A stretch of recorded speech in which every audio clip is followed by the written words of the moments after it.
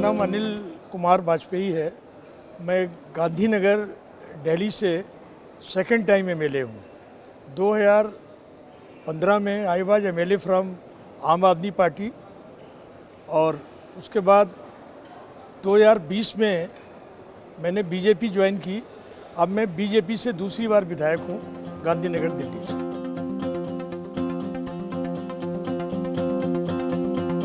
मुझे ये कंसेप्ट बहुत अच्छा लगा और हम जितने भी विधायक जो अलग अलग प्रांतों से आए हुए हैं उन सब से बात हो रही है और सबके मन में एक ही प्रश्न भी है और उत्तर भी है कि मैं समझता हूँ कि भारतवर्ष के आज़ादी के बाद ये एक पहला अवसर था जिस समय पूरे देश के सारे विधायकों का एक राष्ट्रीय सम्मेलन यहाँ आयोजित किया गया और जो व्यवस्था हर चीज़ से लेकर जो यहाँ ऑर्गेनाइजर्स ने उपलब्ध कराई है उसका जितना भी धन्यवाद करना चाहें उतना कम है। और हम लोग तो सोच भी नहीं सकते हैं, दिल्ली वाले भी नहीं सोच सकते हैं और राज्य वाले भी कि क्या ऐसी व्यवस्था हम लोग भी कभी कर पाएंगे, ऐसा मेरा मानना है।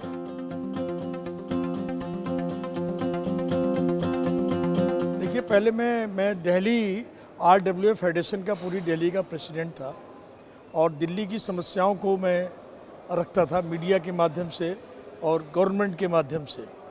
उसके बाद आम आदमी पार्टी जब बनी तो कुमार विश्वास जो हैं बहुत बड़े कवि हैं, उनसे मेरी दोस्ती थी और उन लोगों ने अन्ना हजारे आंदोलन के अंदर मुझे जोड़ा और अन्ना हजारे आंदोलन में जुड़ने के बाद जब आम आदमी पार्टी बनी हमने कहा एक अच्छा विकल्प है और इसको ज्वाइन करना चाहिए। देन आई ज्वाइन टू आम आदमी पार्टी। लेकिन उसके बाद मैं 13 में चुनाव लड़ा, 13 में मैं चुनाव हार गया था। 15 में उसी पार्टी से चुनाव लड़ा मैं और 15 में मैं गांधीनगर से चुनाव जीत गया। उसके बाद 20 में मैं चुनाव लड़ा, लेकिन जिस समय दिल्ली के अंदर क्राइसिस था और सारी चीज़ हो रही थी तो एक दिल्ली में एक चैलेंज भी था एक कि दिल्ली के लोगों को एक अच्छी व्यवस्था दी जाए, अच्छा साधन उपलब्ध कराया जाए। मेरी जो कंस्टिट्यूंसी आती है वहाँ 4 टाइम्स एमएलए कांग्रेस का था और दिल्ली के 10 साल मिनिस्टर रहा। लेकिन बड़ा अफसोस के साथ मुझे कहना पड़ रहा है कि गांधीनगर एशिया की रेडीमेड गारमेंट्स की सबसे बड़ी मार्केट है दिल्ली की और वहाँ पर कोई सुविधाएं नहीं थी, कोई हॉस्पिटल नहीं था। मैंने 15 में जीतने के बाद दिल्ली की पहली बड़ा हॉस्पिटल लेके आया, 10 मिनी हॉस्पिटल्स बनवाए, वृद्धा आश्रम बनवाया और जितनी हमारी अप्रोच रोड थी वो सब कराई, 400 तिरंगी लाइट्स लगवाई और डिसेबल्ड पर्सनस के लिए हम लोगों ने इंस्टीट्यूट खुलवाया और आज उन सब चीज़ों के लिए हम काम करते हैं। और मैं IMA फर्स्ट एमएलए पूरे हिंदुस्तान का मैं पहला विधायक हूँ जिसने चलता फिरता विधायक कार्यालय बना रखा है और जिसके अंदर हमारा जो विधायक कार्यालय है उसके अंदर लैपटॉप है, सीनियर सिटीजन्स के लोगों के लिए पेंशन है, जो विडोज़ हमारी बहनें और माताएं हैं उनके लिए फार्म होता है और हमारी गाड़ी उन सारे वोटर्स के यहाँ जाती है और हम लोग वहाँ माइक लेके एक टेबल मेरी गाड़ी में होती है और मैं उनके बीच में जाता हूँ। कोई आपकी समस्या हो तो बताइए और लैपटॉप वगैरह हमारी गाड़ी में होता है, तुरंत हम उनकी समस्या का समाधान करते हैं। जिसको टेलीफोन करना हो अधिकारी को फ़ोन से काम करते हैं, जिसको लेटर लिखना होता है हमारा PA है वो मौजूद रहता है, लैपटॉप है, प्रिंटर साथ लेके चलते हैं और उन लोगों की समस्याओं का समाधान हम कराते हैं। और इसीलिए हमारी बड़ी क्रूशल सीट थी। दिल्ली में हम 8 ही विधायक बीजेपी के जीते हैं और पार्टी चेंज करने के बाद मैं वहाँ से विधायक हूँ।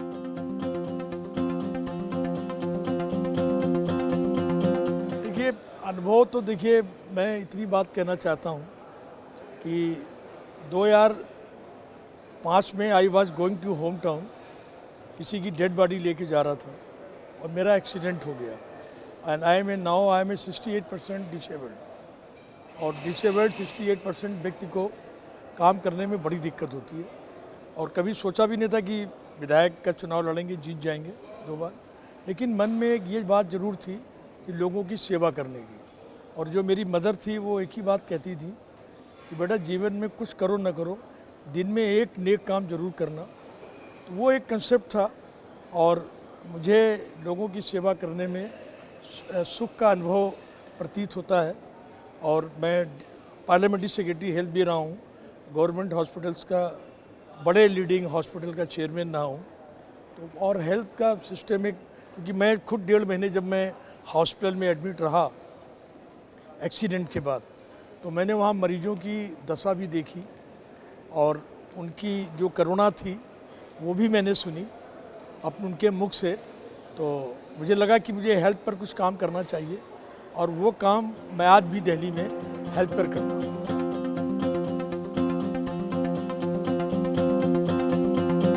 देखिए, सबसे बड़ी बात तो ये है कि भारत ऐसा डेमोक्रेसी कहीं है ही नहीं।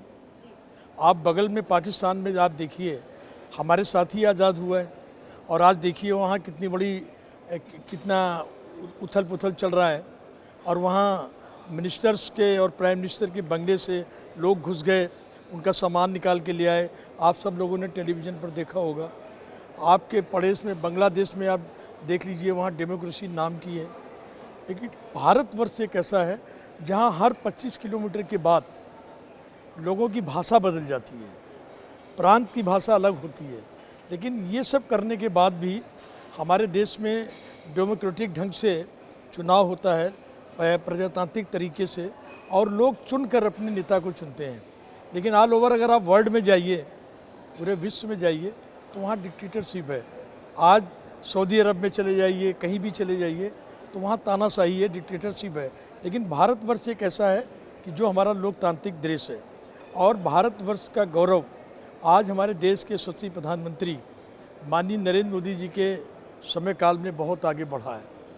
मुझे याद है, आई रिमेंबर, मेरे फादर बताते थे मुझे कि एक बार मिसेस गांधी यूएसए गई थी, तो वहाँ के प्रेसिडेंट मिसेस गांधी से नहीं मिले थे और वो इंडियन हाई कमीशन से वापस लौट आई थी। बट ये पहला मौका था देश के अंदर कि हमारे देश के प्रधानमंत्री जी विश्व के सबसे सशक्तम राष्ट्र यूएसए के अंदर गए थे और वो डाइस पर अमेरिका की जनता को और डेलीगेट्स को संबोधित कर रहे थे और वहाँ के प्रेसिडेंट जो यूएसए के थे वो दर्शक दीर्घा में उनका भाषण सुन रहे थे।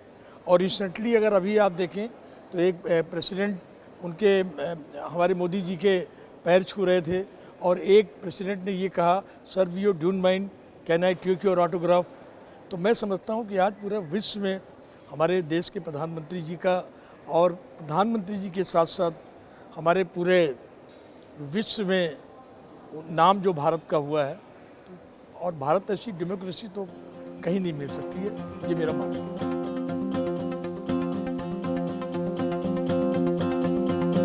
देखिए, ये बड़ा अच्छा प्रश्न आपने मुझसे पूछा है, लेकिन सब कुछ करना पड़ता है। मेरी wife she was head mistress और 2 बेटी, 1 बेटी, दोनों की शादी हो गई। बड़ी बेटी मेरी यूके में है और दामाद मेरा इंजीनियर है। छोटी बेटी वो स्कूल में टीचर है, दामाद हमारा ऑटोमोबाइल इंजीनियर है। 2 बेटी हैं, सबकी शादी हो गई और मैं और वाइफ हैं।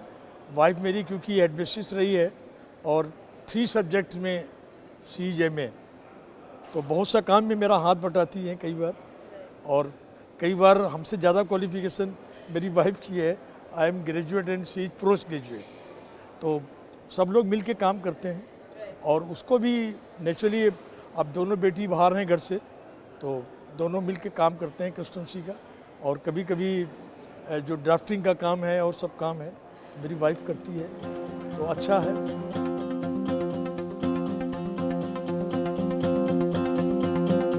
देखिए, ये आपने बड़ा अच्छा प्रश्न पूछा है। एक्चुअली मैं जब कॉलेज लाइफ में था, तो जब राजीव गांधी जी जब देश के प्राइम मिनिस्टर हुए, तो कंप्यूटर पूरे देश में लेकर आए वो, और आज आप देख लीजिए, कंप्यूटर के बगैर आप जी नहीं सकते। आज हमारे जीवन का एक हिस्सा बन गया है। और ही वाज इनोसेंट पर्सन और देश के ईमानदार प्रधानमंत्री थे। और मैं कांग्रेस में रहा हूँ, प्रदेश का मंत्री भी रहा हूँ कांग्रेस में। लेकिन मैंने अन्ना हजारे के आंदोलन में जब मैं शामिल हुआ, तो कांग्रेस राजीव गांधी की डेथ के बाद वो जो कांग्रेस थी वो ऑनेस्टी से करप्शन की ओर चली गई और कांग्रेस हारी।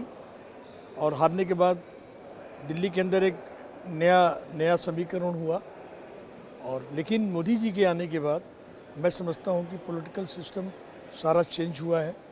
और आज जिस समय देश प्रगति के ऊपर जा रहा है, आज जिस समय हमारी प्रधानमंत्री की कई योजनाएं हैं, एमएसएमई हैं या कई ऐसी योजनाएं हैं जिनसे देश हमारा आगे जा रहा है, तो मैं समझता हूँ कि ये ठीक है ये। और लेकिन मैं पहले मानता था राजीव गांधी को और अब मैं मानता हूँ माननीय नरेंद्र मोदी को।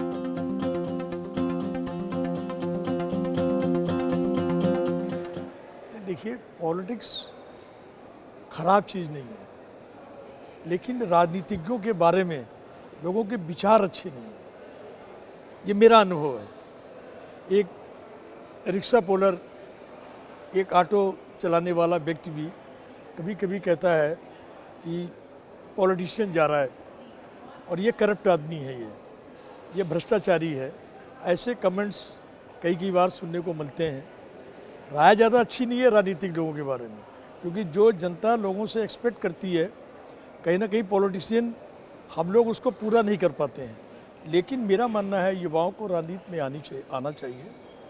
लेकिन जो राजनीति है, अगर राजनीति को अगर आप प्रोफेशन करेंगे, अगर मैं आज सेकेंड टाइम वेले हूँ, मैं पॉलिटिक्स को प्रोफेशन में लेकर जाऊँगा तो this is a definition of corruption.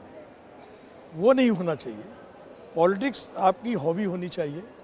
और जिस समय जैसे आप विदेश में जाइए, आप यूके का जो प्राइम मिनिस्टर है या और जगह के हमारे मिनिस्टर्स हैं, वो लोग साइकिल्स पे जाते हैं।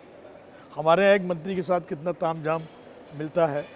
तो मेरा कहने का मतलब ये है कि और अगर युवा आगे नहीं आएंगे तो कौन आगे आएगा। लेकिन सेवा, पॉलिटिक्स, राजनीति का मतलब सेवा। अगर आप सेवा के भाव से आएंगे तो युवाओं को आना चाहिए। और अगर आप प्रोफेशन के मतलब से आएंगे तो मैं समझता हूँ कि फिर आपका कंसेप्ट पैसा कमाना होगा और वो गलत है। उसके लिए मैं कभी युवाओं को सलाह भी नहीं दूंगा। लेकिन हमारा देश तरक्की के रास्ते पे जा रहा है और आज के युवाओं को ज़रूरत है कि हमारे देश के राष्ट्रीय गौरव को सम्मान बढ़ाने के लिए, आज देखिए ना, आज हमारे जितने बच्चे हैं आईटी से निकल के जा रहे हैं। आज यूएसए के अंदर कितने डॉक्टर्स हमारे हैं, इंजीनियर्स कितने हैं। तो कहीं ना कहीं भारतवर्ष के अंदर एक क्रांति हो रही है ना बच्चों की। बच्चे हमारे आगे जा रहे हैं आज, और देश के अंदर देखिए कितना प्रगति में है।